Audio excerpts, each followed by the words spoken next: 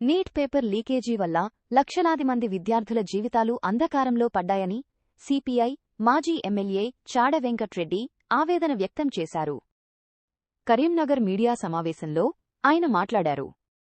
విద్యార్థుల మానసిక వేదనకు నైతిక బాధ్యత వహిస్తూ కేంద్ర విద్యాశాఖ మంత్రి తక్షణమే రాజీనామా చేయాలని డిమాండ్ చేశారు.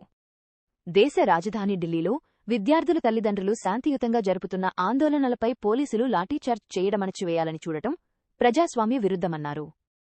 అణచివేసే కొద్దీ ఉద్యమాలు మరింత ఉధృతమవుతాయని హెచ్చరించారు. ప్రధాని మోదీ వెంటనే జోక్యం చేసుకుని బాధితులకు న్యాయం చేయాలన్నారు.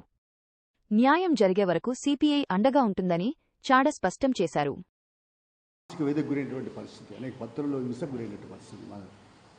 ఇలాంటి నేపథ్యంలో మరి విద్యాశాఖ మంత్రిగా ఉన్నటువంటి ఈ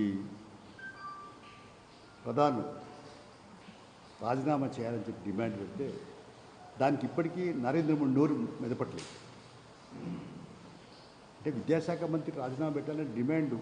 ఎందుకంటే నీటు పరీక్షలు నైతిక బాధ్యత ఎవరు వహించారా? కింద ఉద్యోగులు తప్పు చేసినారు, ఆయన తప్పు చేసినారు, ఈయన తప్పు చేసినారంటే అసలు మెయిన్గా ఎవరు ప్రధాన బాధ్యుడు ఎవరు?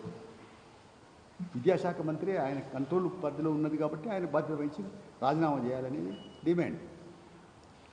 మరి మోడీ బ్రహ్మాండంగా విలువల గురించి, నైతిక విలువల గురించి, రాముని గురించి, రామరాజ్యం గురించి చెప్పినప్పుడు ఎందుకు అమలు చేయడానికి ప్రశ్నిస్తున్నాం.